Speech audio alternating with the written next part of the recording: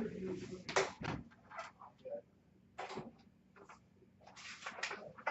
right, everybody, come to the door, find your name, and wait outside.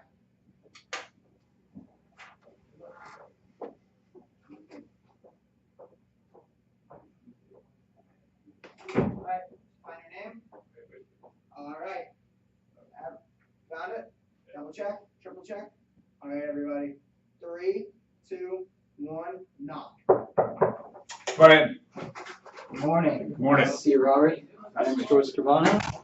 I'm sorry, George? Yes. Nice to meet you. Please call me Robbie. Of course. Do you mind if I set the timer? I'd like to respect your time. I know Sure. you're a busy man. So, I always like to get to know my client. Mm-hmm. You mind telling me a little bit about yourself? Sure, yeah. Thanks for asking, George. So, I was born and raised in the Tallahassee area. Grew up around the game of golf. Just everybody in my family played it. And so, when it came time to figure out what I wanted to be when I grew up, it was pretty easy.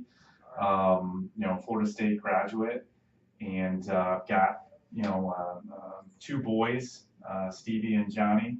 That also love the game of golf. Happily married, and life is good. I'm glad life's going a little bit better now. Personally, I like to play the game of golf too, and I've been to the country club a couple times. To tell you, hole 8's a dog. I get caught in the hazard in front of the green Right. every last time. I don't know what's right. I'll do it to you.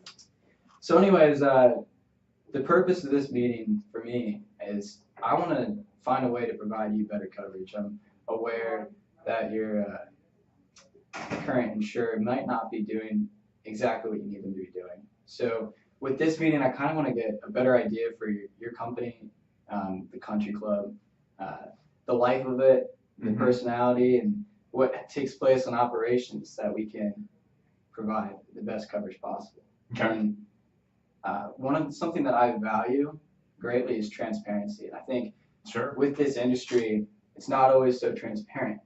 And it shouldn't be something that's somewhat gray where you're not knowing exactly what's covered and what's not. So I agree. I have an outline of what we want to cover today. Okay. So we just went through our introductions. We'll then move into your expectations, my expectations.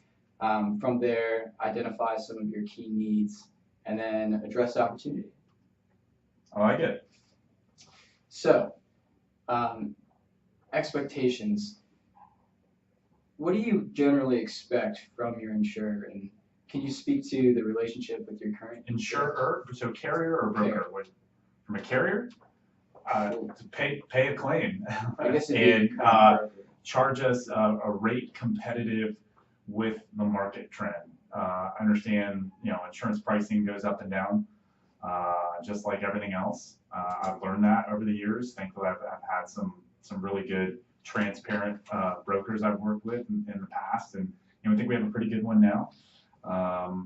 But from a carrier perspective, I just want to make sure we're getting charged a fair rate, and coverage terms and conditions are consistent with what the market bears. Hopefully, a little broader than what the general market provides, and then just fast, fair claims paying service.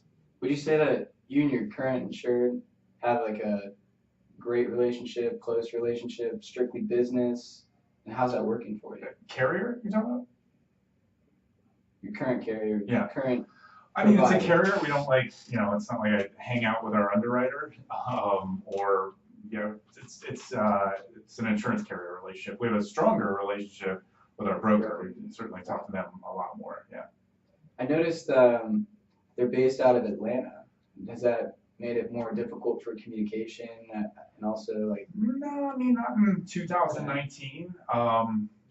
They're here pretty regularly, and we communicate. We even do some webcam stuff here and there to make the experience a little more personal.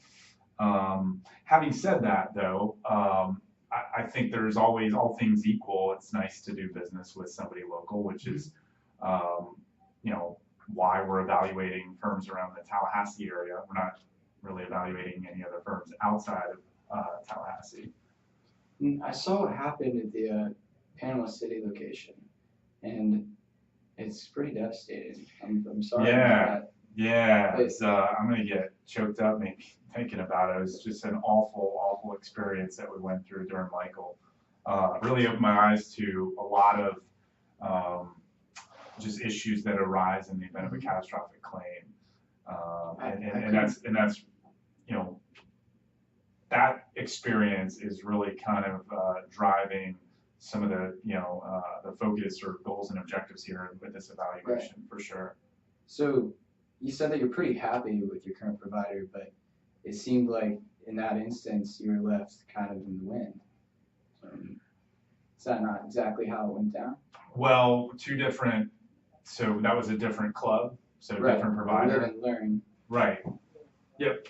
So different carrier. We got the carrier through our Atlanta broker now. Mm-hmm. So, you know, we haven't had a catastrophic claim that we've gone through with them.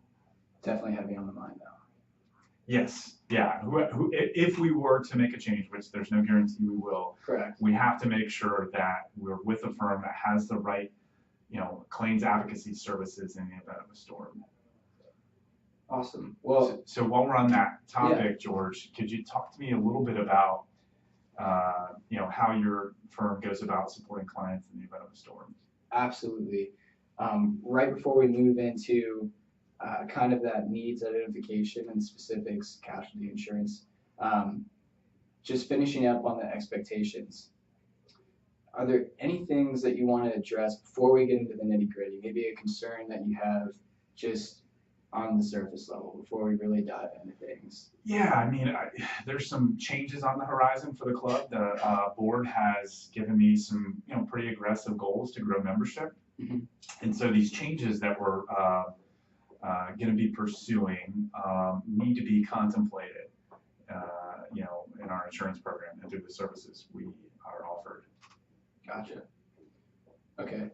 I feel like I have a pretty great understanding of what you expect. So moving into the nitty gritty, we can go from our expectations, the needs identification. Specifically, let's start with casualty insurance. So the way I see it is there's a couple very key areas that you need to be wary of with casualty insurance. Obviously, there's very high exposure.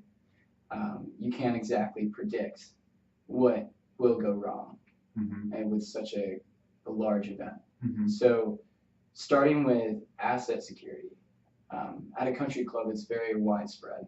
Mm-hmm. And whether you're covered or not depends on small things. Like, mm-hmm. I'm sure you have lots of outdoor equipment to manage your greens, the mowers, the carts, but how are they stored? They're stored in the cart barn. Awesome. And it's locked and secure, and we got cameras, and feel pretty good about our security. So it's a little detail like that. Just having a roof over it could make the difference between whether or not you're covered or not covered. So acknowledging those little differences, because if it's stored inside versus outside, it's different coverage. You might need extensions, and that'll change your rate ultimately. So it's acknowledging those things, and those are kind of the questions that I want to lead with. I noticed last time I was there, all the really awesome personal items, memorabilia. What would you say is the general dollar amount that you store in terms of like artifacts and things that the club holds close? You know, we went through this evaluation. I was told that we went through this evaluation. You know, the prior GM and the prior committee is what I'm referring to. I'd say, you know, $750,000. We'd have to look at the actual policy. Mm-hmm. Just to get a general idea of how, like, what area we're moving into in terms of coverage. So we briefly talked about the tractors and the golf carts. Is there a general ballpark on what you might have in assets in terms of maintenance equipment, large machines? Yeah, about, you know, I think $950,000. Okay, awesome. So the next thing we want to move into is the operations and kind of liability exposure that goes along with it. I noticed that although there wasn't a formalized system in place in the Panama City location, you guys did take some very important measures, such as like removing the diving boards from the pool and making sure the premise was secured. once again, that's one detail that could differentiate whether or not you're going to be covered. So I was really pleased to see that. In terms of general operations, can you kind of describe the breakdown between the actual country club and the restaurant, and like maybe general revenue for the two? Okay, so that's what you like, breakdown the Mhm. revenue? Yeah. The actual, golf course revenue is about, 60% of our overall, club revenues, and then the restaurant is the remaining 40%. Awesome. At that restaurant, are you able to go up and enjoy a nice little stiff drink after a rough round? Yes. It's only open till 6 now, but that might be changing here soon with some of the stuff we're thinking about doing. Summertime, later hours, whatnot. Yeah.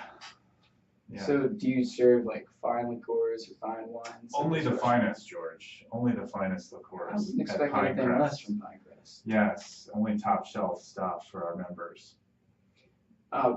And you have coverage currently for those bottles? We do. Awesome. We have liquor coverage, and we feel pretty good about the the property damage coverage as well, and all that stuff. One last area that I was really interested in, because it touches me too, is your charity tournaments. I think that's huge. Yes. That's awesome. And I saw you're working with Glenn, he works with Tiger. Yeah, Woods, Glenn's makes some incredible. huge We're connections. very excited about the plans Glenn has for our kind of event strategy into the future. How often do you have these tournaments? So in early next year, that's going to be our first big kind of splash event, and we're really, Annual thing? yeah, we're going to do this annually, and it's just really exciting because we're supporting a really good cause. The First Tee of Northwest Florida Yeah, I'm familiar with will First be the primary beneficiary of the event. But indirectly, we're also very excited about how this event is going to create tremendous exposure for the club, and we think it could be a real kind of launching pad, if you will, for member recruitment. So these changes that we're thinking about doing or pursuing are a big part of that. If you had to take a ballpark of maybe attendance and the dollar amount going into the event, could you do that at this point, or not quite?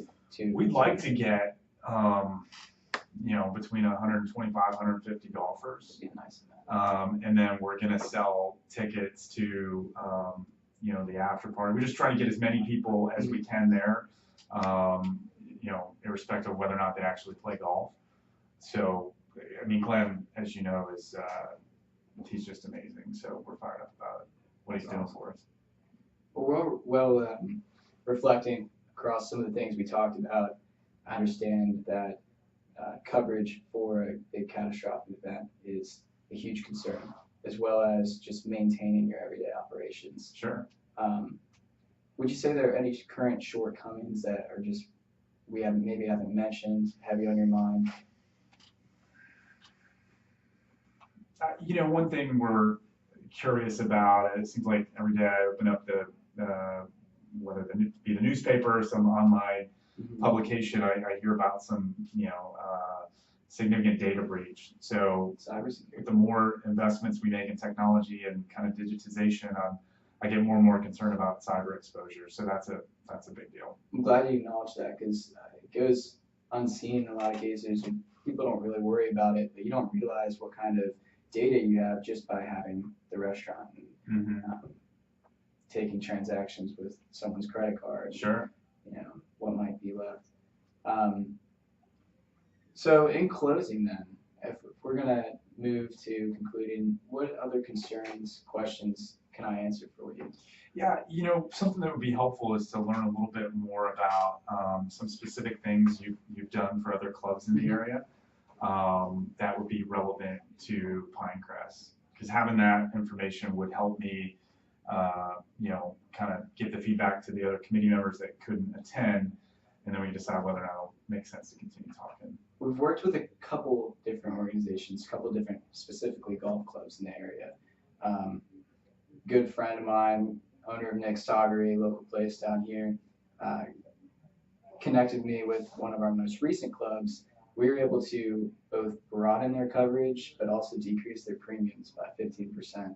And when I say broaden coverages, So they could get better coverage and a lower price? correct. Wow. But when I say better coverage, I'm looking at the little things such as, your irrigation equipment that was tore up. Yeah. Pipes and things underground might not be covered under a general contract, but with the correct extensions meaning which ones you need to choose, which ones are most worthy, Mm-hmm. you can achieve better coverage.